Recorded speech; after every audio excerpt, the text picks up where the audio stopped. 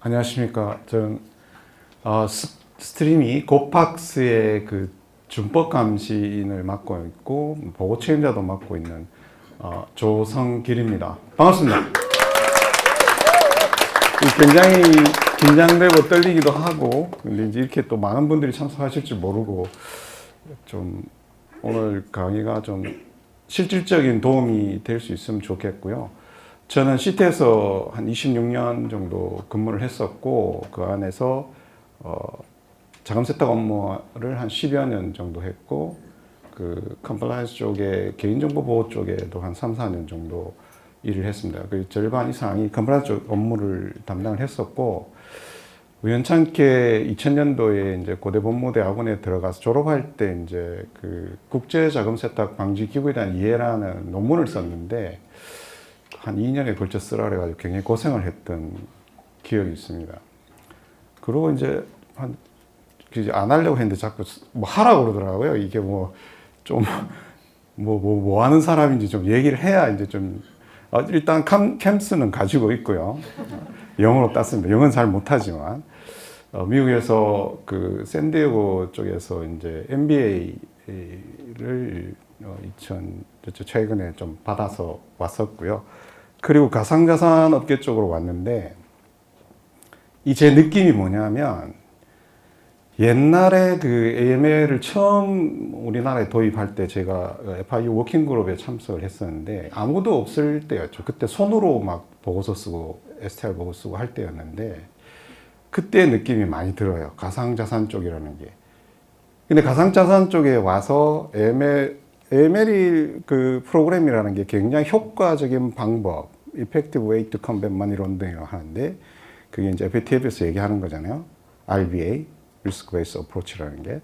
그렇게 되어 있는데, 그게 어떻게 하면 이 가상자산 쪽으로 가장 효과적으로 AML을 세팅할 것인가에 대한 고민이 되게 많았었고, 해다 보면 이 없는 것들이 너무 많아요. 기존 금융권에서 발생하지 않는 거래 자체가 기존 금융기관에서 일어나는 스위프트를 통한 거래가 아니기 때문에 굉장히 복잡하고, 또 해외 바스프에 대한 위험평가, 그리고 코인이라는 프로덕트에 대한 AML 평가, 이런 것들에 대한 기존의 어떤 베스트 프랙티스가 없기 때문에 이걸 새로 만들어야 되는 상황이었어요. 그래서 일정 부분 저희들이 세팅해 놓은 게 있고, 그걸 통해서 오늘 좀 정보를 공유를 하고, 제가 이 자리에 계신 많은 분들이 전문가 분들이라고 저는 생각을 하고요. 또 AML을 많이 접해보지 않은 분도 계실 텐데, 제가 오늘 하는 거의 목적은 그 길을 안내해 드리는 거다라고 생각하시면 될 것 같아요.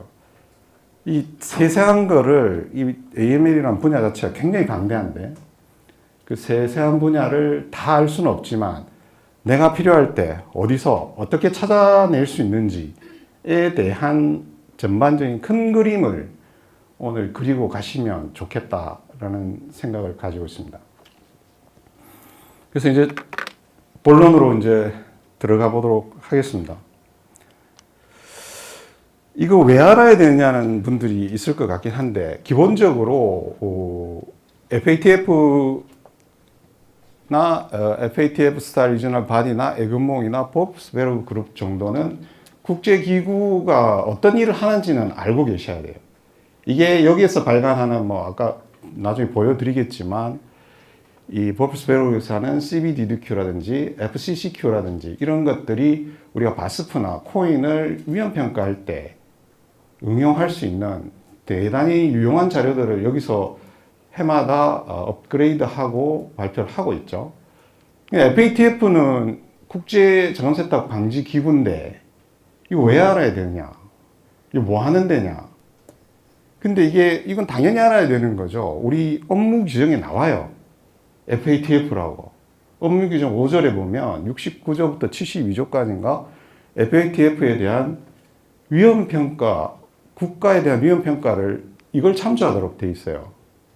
그러면 FATF가 40개 레커멘데이션을 발표를 해서 권고사항이죠. 거기에 따라서 각국은 거기에 맞춰서 그 AML 프로그램을 마련해야 되는데, 간단하게 지금 FATF에서 위험 국가라고 지정한 나라가 어디입니까? 이란하고 북한. 근데 최근에 발표한 거에 카테고리가 하나 더 생겼어요. EDD 대상 국가 하나 더 생겼죠. 미얀마. 그럼 우린 그냥 고위험으로 봐요. 그죠? 또 한 카테고리가 뭐로 돼 있어요? Non-compliant라고 업무 규정에 명시되어 있어요. FATF 공고사항에 대한 이행 취약 국가라고 명시가 되어 있죠. 그냥 계속 바뀌어요. 들어가고 빠지고, 그죠? 그런 국가들의 위험도를 발간하는 1년에 서너 번씩 3번 정도 공식적으로 발간하는 자료를 보고 우리 시스템에 업그레이드를 해야 됩니다. 그래서 이걸 알아야 되고, 여기 보시면 FATF, 이거 뭐 약자는 여기 계신 분들은 기본적으로 다 아셔야 돼요. Financial Action Task Force on Money Laundering. 이런 것들은 다 아셔야 되는 거고, 어디 가서 이제 얘기도 할 줄 알아야 됩니다. 나중에 AML 분야에서 이렇게 나름 전문가로 이렇게 하시려면은, 그 정도는 이제 그냥 FATF 다 하지 마시고, 약자까지 다 아시면 되고. FATF 스타일 리저널 바디 많죠, 여기. EGA, CFTA, 머니벨, 그 다음에 APG. APG가 아시아 태평양 지역 그룹이죠. 근데 이제 이 뭐 하는 데입니까, 얘들이 주로? 이 그룹들이 하는 일은 주로 상호평가예요. Mutual Evaluation, MER, 그죠? 이 Mutual Evaluation 리포트를 내는 역할이 주로 하는 거고, 여기 있는 에그몬 그룹은 뭐 하는 그룹인가요? FIU 협의체, 그죠? 우리나라에 코피유 있죠? 그러니까 금융정보분석원 협의체, 여기서는 뭐 하는 데인가요? 여기에서 발간하는 그 타이팔러지가 있어요. 굉장히 뭐 백선 이런 거 발행합니다.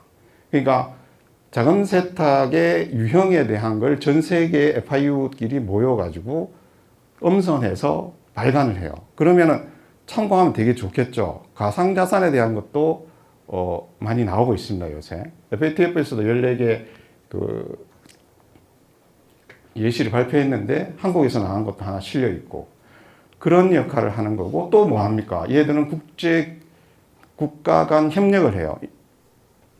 그러니까 그 국가 간 뭐 필요한 사항이 있으면 정보를 교환하고, 필요한 게 있으면 서로 조사도 하고, 이런 것들을 하는 거고.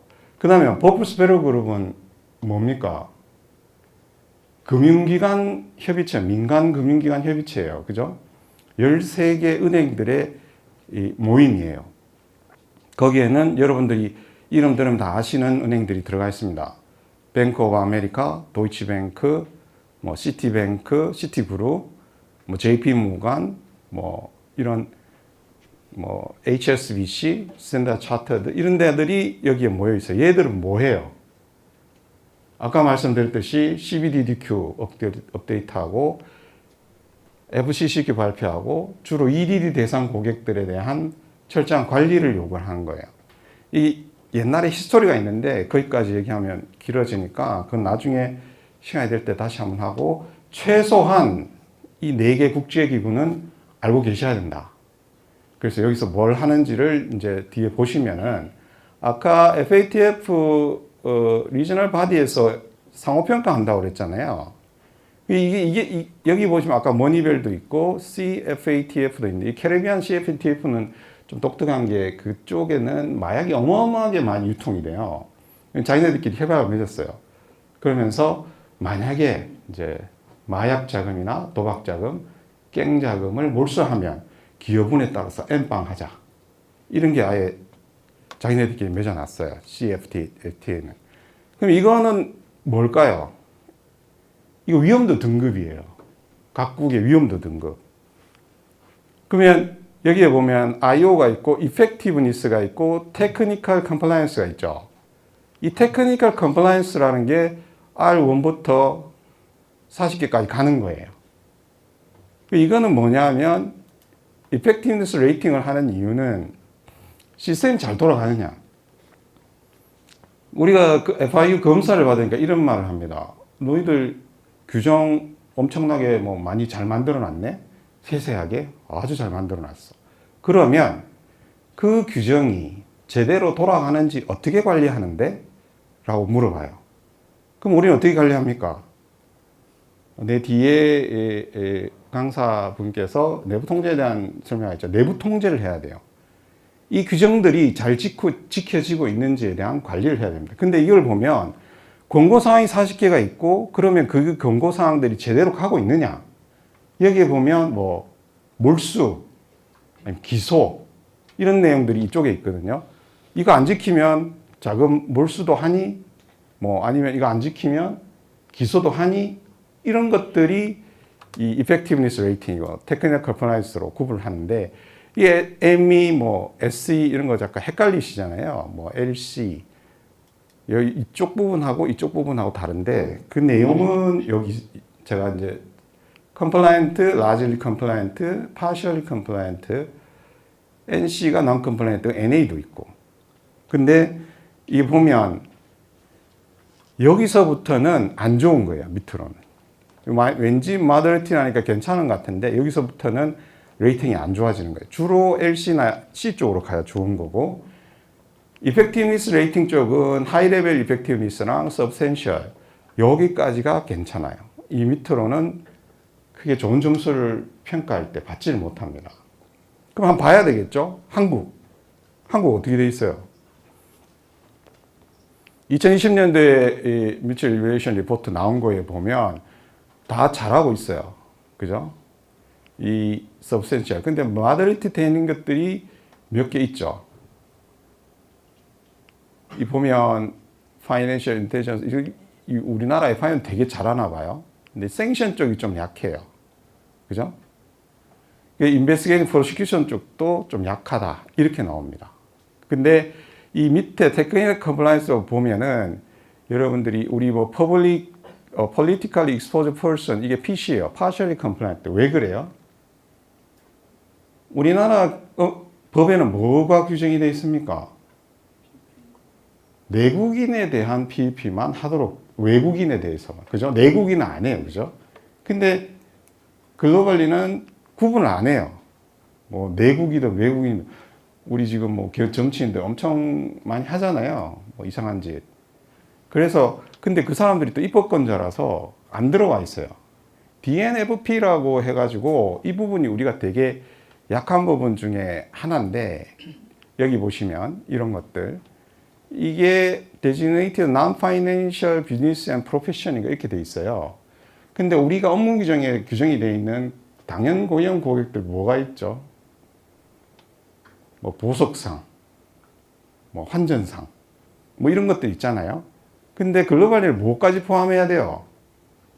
변호사, 부동산 중개인 이런 사람들한테도 의심스러운 거래에 대한 그 의무를 지우게 돼 있어요. 근데 그런 걸 못 따라가는 거예요. 아직은. 그래서 나중에 이 점도표를 보면 우리가 어느 정도 위치에 있는지 알 수가 있고 이제 이런 표들은 많이 보셨을 텐데 이걸 어떻게 보는가는 좀 여기 계신 분들은 알 필요가 있다라고 해서 소개를 드리는 겁니다. 자, 이제 실질적으로 앞에 이 CBDDQ가 그 Correspondent Banking Due Diligence Questionnaires,잖아요. 코레스뱅크가 뭔가요? 우리가 알고 있는 코레스뱅크는 기본적으로 예를 들면 이런 거죠. 뭐 한국에 있는 국민은행하고 미국에 있는 뭐 시티은행하고 있다라고 했을 때 이 지점을 전 세계에 못 가지고 있으니까 너그 고객에게 우리가 송금할 수 있는 협약을 맺자 서로. 이 코레스를 맺는 거예요. 서로 환거래 이러죠. 환거래. 그런 걸 맺는데 그러면 그걸 맺을 때 상대가 이상한 자금이 많이 왔다 갔다 하는 금융기관이면 환거래 계약을 맺을 수가 없다. 그래서 이런 부분에 있어서 CBDDQ를 맺는데 이 CBDDQ 한 번씩 보셨어요? 자세히? 여기 보시면은 이제 풀 리갈 네임 이름 쓰게 돼 있고 이 위에 보시면은 그 오너십이라고 돼 있죠. 엔티티 앤 오너십. 그 쭉 내려가면 굵은 거 위주로 보시면 그 밑에 딸린 항목들이 되게 많아요. 그죠? 근데 쭉 내려가시면 여기 보면 프로덕트 앤 서비스가 있고 AML, CFT sanction 프로그램 어떻게 돼 있는지 확인 좀 해보자. 그 안티 브라이버리 커럽션 ABC죠. 이거 뭐 부패랑 뭐 뇌물 관련된 게 프로세스가 어떻게 방지하도록 돼 있는지. 그 다음에 AML, CFT sanction policy procedure 이런 것들에 대한 이 체크를 하도록 돼 있어요. 이렇게.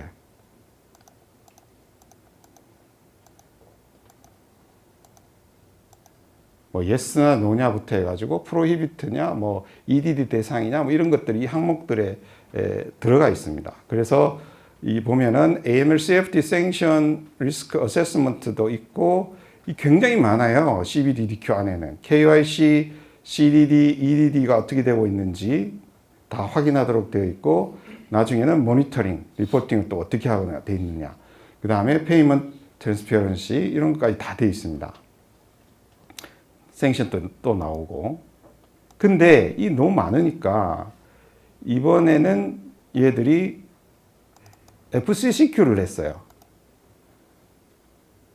FCCQ는 Financial Crime Compliance Questionnaire인데 이거는 그 CBDDQ에서 확 줄어든 버전입니다. 두 개 차이는 뭐냐?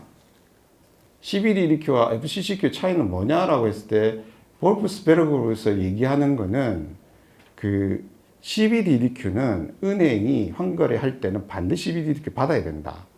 근데 은행이 그 정도 안 받아야 돼. 하이 레벨 인포메이션이 필요할 때 FI라고 파이낸셜 인스티튜션이나 뱅킹이 받을 수는 있다.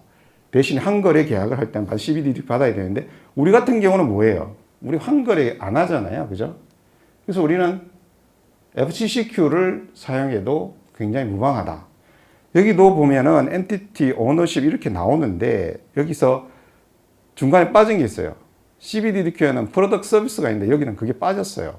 이게 파이낸셜 금융범죄 관련된 걸로 집중적으로 이 부분에 대해서 얘기를 하기 때문에 그래서 이걸 가지고 우리가 바스프 위험평가에 응용할 수가 있습니다. 해외 바스프 우리 요건이 어떻게 돼 있습니까? 그건 좀 이따 살펴보고 일단 국제기구에 대해서 어떤 역할을 하고 CBDQ나 FCCQ가 나왔는데 그러면 국내도 한번 알아봐야 되잖아요. 국내에 뭐 있어요? 우리 규제기관이 보시면은 이제 국내 기관으로는 이제 금융위원회가 있고 금융감독원이 있는데 현재까지 감독원은 검사 감독권이 없는데 우리 이번에 디지털 가상자산 이용자 보호에 관한 법률이 소위 통과하면서 그 감독권이 감독원으로 입찰될 가능성이 있다. 근데 가상자산 검사과가 금융위 산하에 있어요. 여기 보시면은 금융위 산하에 가상자산 검사과가 들어와 있죠. 생긴 지 얼마 안 됐어요. 한 2, 3년. 근데 양쪽이 제가 그 금융감독원 리스크협의회 가서 물어봤는데 양쪽이 다 감사를 나오면은 우리는 어떻게 하냐. 뭐 둘 다 매번 나오면 뭐 가상자산 거래소는 죽으라는 얘기냐 이렇게 얘기를 했더니 대상이 좀 틀려요. 시장감시 불공정 거래 쪽이 쪽이 주로 그쪽이 가 있는 거고 이 가상자산 검사과는 AML이라서 그래서 제가 부탁을 드렸는데 행여나 나중에 다 돼서 나오실 때는 좀 양쪽이 협의해서 한꺼번에 한 방에 끝내시죠. 이렇게 좀 건의하는 의견을 드렸는데 나중에 이제 제정이 되면 한번 봐야 될 것 같고 그리고 또 우리가 막 일하다 찾아봐야 되잖아요. 법책이 알아야 돼요. 그죠? 근데 우리가 특검법 하는데 사실 특검법이라는 건 정식 명칭은 아니고 특정금융거래정보의 보호 및 이용 등에 관한 법률이라는 건 머릿속에 외우셔야 되고 약칭으로 특정금융정보법 그건 법에 명시되어 있는 얘기죠. 그럼 이거 밑에 뭐가 있어요? 우리가 봐야 될 거. 이것들은 우리하고는 크게 해당 사항이 없는데 법령 체계상은 법률이 있고 그 밑에 시행령이 있고 그 다음에 뭐가 있어요? 업무 규정이 있죠. 이건 알아야 됩니다. 감독 규정까지. 여기 엄청 많이 쓰여져 있고 세세하게 감독 규정도 뭐 오더북이나 이런 관련된 게 있어요. 그래서 이 법 체계가 법률을 찾고 시행령을 찾고 업무 규정을 찾고 감독 규정을 찾는다. 모르면 찾아봐야 돼요. 어디 있는지는 알아야 됩니다. 근데 실제로 법제처 들어가시면은 법률하고 시행령만 나와요. 근데 어디로 들어가야 돼요? 3단 비교로 들어가시면 위임 행정 규칙을 누르면 얘들이 나옵니다. 그 찾는 법도 좀 아셔야 돼요. 근데 자꾸 찾아서 들어가 보셔야 됩니다. 근데 우리 또 하나 더 있죠. 공정협박목 대량 상상무 확산을 자금 조달 행위의 금지에 관한 법률이 있는데, 우리가 자금 세탁을 정의할 때 어떻게 정의합니까? 자금 세탁이 뭐예요? 라고 물으면 정의를 얘기하실 수 있어야 됩니다. 자금 세탁하는 사람은. 자금 세탁이 뭡니까? 이 참 곤란하죠. 알긴 아는데, 다들 알고 있는데, 이 말로 뱉으려니 쉽지가 않아요. 그죠? 실제로는 FATF에서 자금 세탁이라는 거는 범죄로부터 얻은 불법적인 수익을 합법적인 것처럼 디스가이즈, 위장하는 일련의 과정, 이거를 자금 세탁이라고 얘기를 하죠. 근데 자금 세탁이 그건데 우리가 하나 구분해야 될 게 있죠. 캄스 다 가지고 계시죠? 캠스에서 구분하고 있죠. 그러면 우리가 공정협박, 그게 쉽게 얘기한 테러 자금 조달 금지에 관한 법률에 따라 테러 자금은 꼭 불법 자금이 아닌 경우도 많아요. 그렇잖아요. 자금 세탁은 불법 자금을 합법적인 자금. 우리나라 근데 그 대부분의 혐의를 보고의 80% 이상은 텍스 어보이딩이죠. 그 탈세, 그거 피하는 건데, 굳이 구분을 하자면 테러 자금은 이념의 문제예요. 나는 내가 정상적으로 합법적 일을 해서 번 돈을 난 저 나라가 싫으니까 그 나라를 어떻게 하는 사람한테 내 돈을 보내는 거예요. 자기가 정당하게 번 돈. 그거는 구분하고 있어요. 그죠? 가끔 캠스 시험 문제 나오는 것 같아요. 그런 부분은 우리가 이제 자금 세탁 하는 사람들은, 테러 자금은 굳이 불법적인 자금일 필요가 없는 경우가 상당 부분 있어요. 이념에 관련된, 종교에 관련된 문제들이 많아요. 그래서 이제 그런 부분들을 우리는 뭐 자세하게 설명하기는 시간상 그렇고, 여기 보면 아까 번에 위에서 보셨던 여기 보면은 여기는 같이 업무 규정이 돼 있어요. 공정협박자금 조달 금지에 관한 거. 그래서 이런 것들이 있다라는 걸 아셔야 되고, 어디에 뭐가 있는지 찾아 들어가서 보시면 돼요. 다 외울 수 없잖아요, 우리가. 그냥 뭐가 어디에 있는지는 알아야 된다. 그래서 찾아가서 해결하자. 이런 부분들에 대한 얘기를 드린 거고. 자, 실제로 한번 이 앞에 이런 기초적인, 여러분들이 기초가 튼튼해 응용이 가능한 건 아시잖아요. 그죠? 기본적으로 어디에 뭐가 있는지 알면 이걸 평가할 때 어떤 방법을 해야 되겠다라는 것에 대한 그림이 그려져야 됩니다. 실제로 가상자산 사업자 위험 평가에 대한 저희들이 만들어 둔 거에 대한 걸 잠깐 이제 공유를 할 텐데, 가상자산 거래소, 국내 가상자산 거래소들은 크게 우리가 지금 라이센스를 다 받고 신고 수리하고 허가를 받고 있기 때문에 상관이 없고, 그럼에도 불구하고 거기에 대한 평가는 해야 된다. 뭐 다 신고산 가상자산 사업이기 때문에 국내는 일정 부분 간소화된 걸 사용할 수도 있겠죠. 근데 해외 가상자산 거래소는 어떻게 되느냐.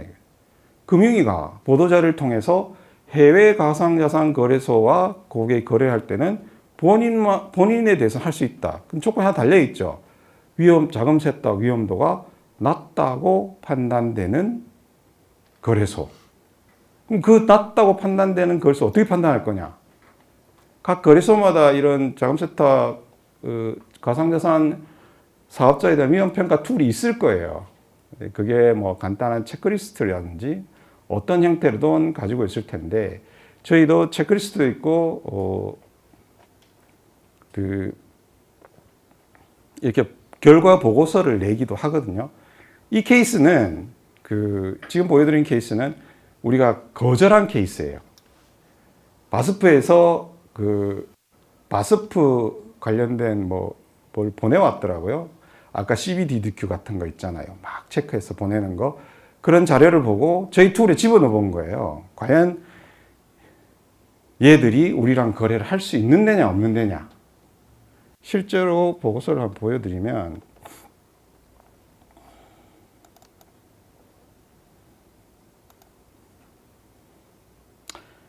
1월 달에 했던 건데 이 사실관계 검토 방향에 대한 언급을 했고 평가 의견들을 쭉 넣어요. 실제로 이 나라의 리퍼블릭 오브 리투아니아의 Law on the Prevent 이런 법령을 찾아 들어가 봅니다.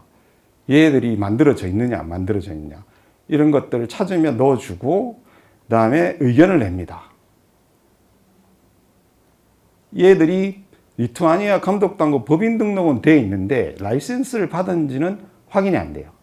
저희가 조사한 바로는 우리는 보통 FIU에 들어가면 신고 거래 가상자산 사업자 이렇게 리스트 볼 수 있잖아요. 그죠? 얘들 또 그런 게 있는가 해서 들어가 봤는데 법인은 등록돼 있는데 이게 인허가를 거친 사실이 확인되지 않는다. 이런 것들이 있고 이게 이제 응용한 건데 이 점도표예요. 리투아니아가 과연 어디에 속해 있느냐. 국가위험에서. 보시면 여기에 와 있어요. 얘들 뭐냐. 이게 40개까지 있잖아요. recommendation 40개. 12개까지인 게 IO. immediate outcome 11개까지 있는데 얘들은 이만큼 규정은 많이 만들어 놨어요. 2개 정도? 3개 정도? 근데 effectiveness rating 쪽이 안 좋아요. 효과적인 방어할 게 별로 시스템적으로 갖춰지지 않은 거예요. 그럼에도 불구하고 우리가 볼 때는 이 밑에 들어오면 좀 문제가 있는데 가까스로 여기 넘었다. 그럼 우리나라는 어느 정도 있을 것 같아요? 아까 파셜이 뭐 봤잖아요. 파셜 다 빼버리고 그 위로 것만 하고 이펙티브 마드리드 다 빼버리고 하이하고 서브센셜만 하면 우리는 어디쯤 올 것 같아요? 우리나라 이쯤 옵니다. 이쯤. 미국이 한 이쯤 와 있어요. 그냥. 미국도 뭐 다른 걸에서 크게 높진 않아요. 근데 이런 점도표를 가지고 국가위험에 대한 평가를 해서 바스 평가에 반영을 하고 제재 대상 국가 여부에 대한 우리 나와 있죠. 한 가지 유념하셔야 될 거는 오펙이 국제기관 줄 아는 사람들이 가끔 있어요. 국제기관 아니죠. 이거 미국 행정기관이에요. 그죠? 근데 요거는 나중에 생션 할 때 다시 한번 설명을 드리도록 하고 그렇게 해서 중요한 정도로 분류가 됐고 또 쭉 내려와서 걔들 거 다 하고 넘길게요. 그렇게 해서 제재 대상자 확인하지 못했다라는 게 있고 이건 뭐냐면 보시면은 서비스 내 가상자산 매수 기능 화면인데 얘들이 뭘 제공하냐면 KRW를 제공해요. 이 미신고 가상자산 사업자가 원화를 이메일 인증만 하면 카드로 크립토를 살 수가 있어요. 얘들 뭐 한국을 상대로 영업을 하는 거예요. 그죠? 가능합니까? 안 합니까? 미신고 가상자산 사업자의 이 고발 대상이에요. 지금 FIU에서 16개 고발했죠. 그죠? 우리는 좀 더 하고 있는데 막아놓은 게 어쨌든 간에 이런 걸 보니까 KRW가 있네. 이 보니까 또 하나 여기 보면은 그 바스프에서 보내온 그 아까 CBDDQ 같은 게 보면은 우리 아까 그런 게 있어요. CBDDQ나 FCCQ에 보면 충분한 경험을 가진 전문가가 있느냐? 라는 질문이 있어요. 그러면 이제 준법감시 쪽이나 굉장히 5년, 10년 이상의 경력한 사람도 있어야 되는데 걔들 거기에 노라고 해놨어요. 바스프 제출한 자료에 보면. 이게 없는 거예요, 얘들은. 근데 이것도 KYC 자체를 외주를 줘버렸어요. 그러니까 자기들이 안 하는 거죠. 그래서 굉장히 이건 좀 이상하다라고 판단을 한 거고 여기 보면 한국어 홈페이지 제공하고 한국인 고객 유치 이벤트, 신용카드로 가상자산 구매할 수 있고 이런 것들에 대한 걸 직접 해보셔야 돼요. 이런 게 오면. 과연 여기는 어떤 데인가? 미신고 가상자산 사업자하고 거래를 하게 되면 굉장히 위험해요. 제가 물어봤어요. FIU에. 미신고 가상자산 사업자 거래 나가는 건 어떻게든 막겠는데 들어온 거 어떻게 막냐. 잘 모른다 우리가. 그냥 받아줘도 안 돼. 법에 위반돼서 처벌받을 수 있습니다. 이 한마디 딱 해요. 그냥. 그래서 가능한 우리가 발견할 수 있는 모든 방법을 동원해서 막아야 됩니다. 그리고 저희들이 결론적으로 이제 이에 대한 자금 세탁 행위가 상당하다라고 해서 불가하다라고 통보를 한 이 사례가 있습니다. 실질적으로 이런 툴을 가지고 우리가 하고 있는데 이걸 보시면은 이게 이제 아까 그거와 같은 맥락에서 이제 체크리스트들이 있는 거예요, 저희가. 그래서 이제 체크리스트 보면 소재 국가나 이런 게 나오고 여기 보면 이런 것들을 여기 보면 점수를 매겨요. 해가지고 이 위에 보면 이런 평가 불필요나 불가나 가능 이게 산정돼서 자동으로 나올 수 있게 그 레인지를 넣어놨어요. 그래서 이걸 바탕으로 아까 그 결과 보고서를 나타냅니다. 그러다 가상자산에 대한 평가는 어떻게 하느냐? 우리 가상자산 엄청나게 몇백 개씩 등록하고 있잖아요. 이것도 어떻게 평가를 하냐에 따라서 상당히 이제 이 툴을 만드는 것 자체는 쉽지는 않아요. 근데 만들어 놓고 검증하는 작업이 굉장히 중요합니다. 근데 이제 저희가 어떻게 평가를 하는지 한번 보면 팩트를 뭘 연하는지 한번 봐야 돼요. 여기 보시면은 이런 것들은 법규준수 관련돼. 이게 yes 나오면 어떻게 돼요? 못하는 거예요. 그죠? 다크코인 해당되면 그거 그래 못하는 거예요. 라이트코인 중간에 프로그램 변경해가지고 상장 폐기시켜버렸죠. 이걸 위반하면 아예 못하는 거예요. 여기에 통과를 못하면 끝. 뭐 특수관계인 발행했다. 끝. 이거는 뭐 더 이상 고민할 필요가 없어요. 근데 이걸 다 통과했다. 라고 해서 그러면 이제 이런 걸 봐야 되는 거예요. 시장성 위험 관련이라든지 고객 관련이라든지 아니면 내부 통제성이라든지 이런 것들을 보고 종합적인 의견을 내야 됩니다. 근데 이걸 어떻게 이제 해서 하냐 하면은 이건데 이게 이제 그 항목별로 들어가 있는 레인지예요. 레인지를 다 집어넣고 점수를 줬어요. 그렇게 해서 평가를 합니다. 여기에 뜨죠. 검토가 필요하다. 뭔가 좀 안 좋은 거예요. 그죠? 검토 필요한 거는. 그 항목에 대해서는 사업부나 이런 쪽으로 보내가지고 이 추가적인 조치를 좀 취해달라. 이게 시장을 교란하거나 통정거래나 불공정거래 발생할 수 있는 위험이 있다. 그렇게 해서. 근데 이 항목, 이것들은 여러분들의 거래소 상황에 따라서 조정을 해야 돼요.